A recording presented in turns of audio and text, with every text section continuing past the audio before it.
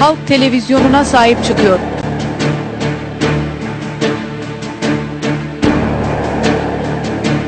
Roj TV ile dayanışma kampanyası gün boyu canlı yayında.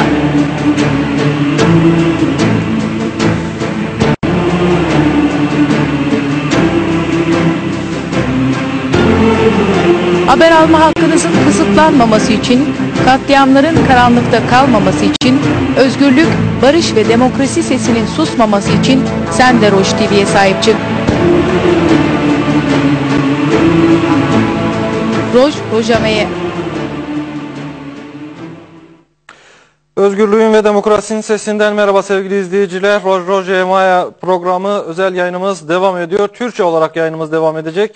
Televizyonumuza yönelik uluslararası bir komplo söz konusu. Fransız uydu şirketinin televizyonumuzla ilgili aldığı yayını durdurmak kararıyla birlikte izleyicilerimiz, halk yine kendi televizyonuna sahip çıktı. Anında eylemler başladı.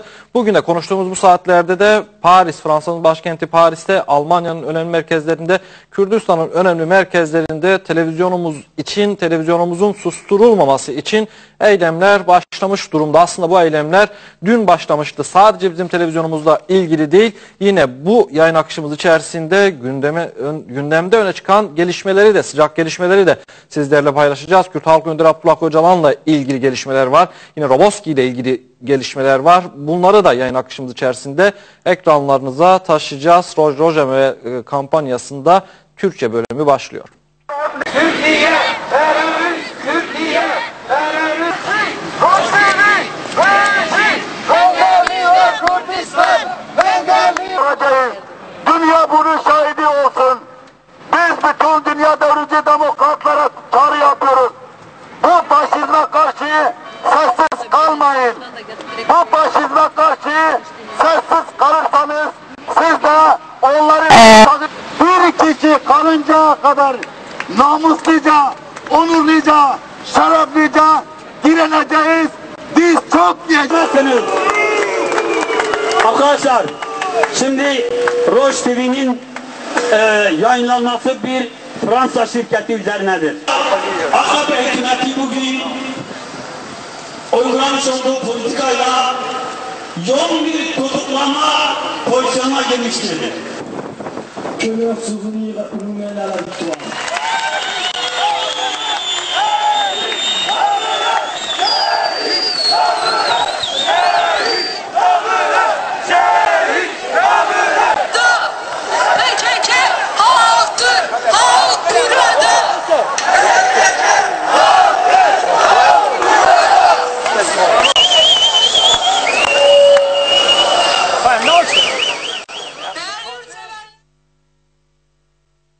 Fransa'nın önemli kentlerinde Marsilya'da işte bu sloganlar açıldı. Açıklama böyleydi sevgili izleyiciler. Bugün de Montpellier'de ve Paris'te eylemler var.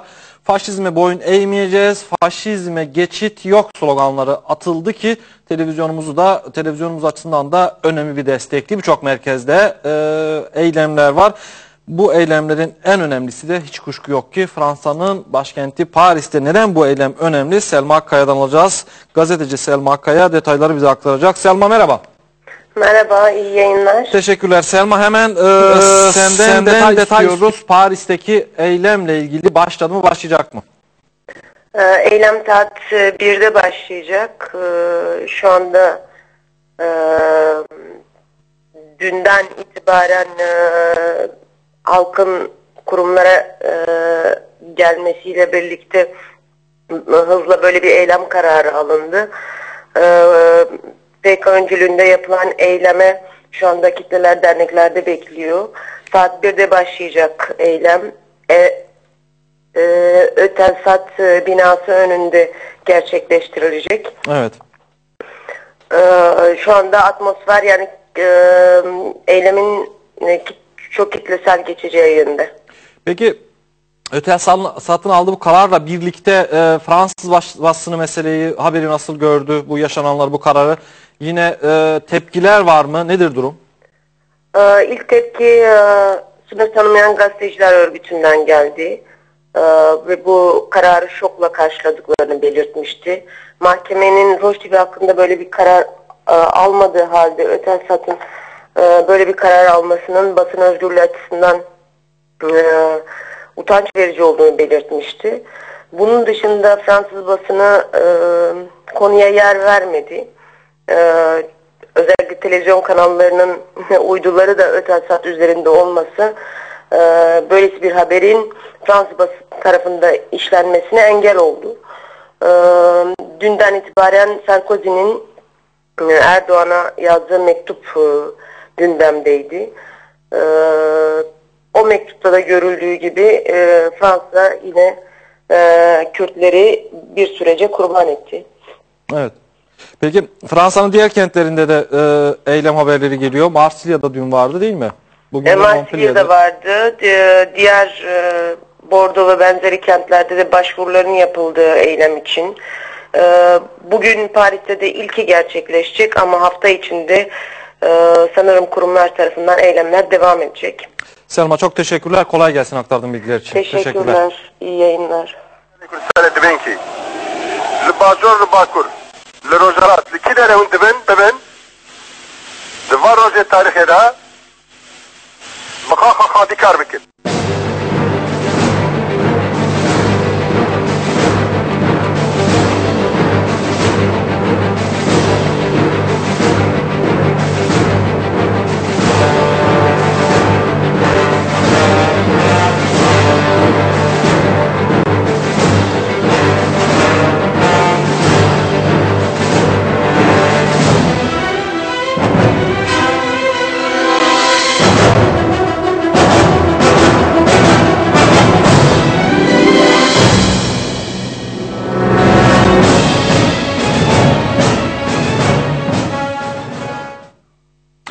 Televizyonumuzla ilgili haberlere, açıklamalara ve yorumlara birazdan devam edeceğiz ama İstanbul'da önemli bir gündem var. İstanbul'a gidiyoruz. İbrahim Aslan, gazeteci İbrahim Aslan bizi orada bekliyor. İbrahim merhaba.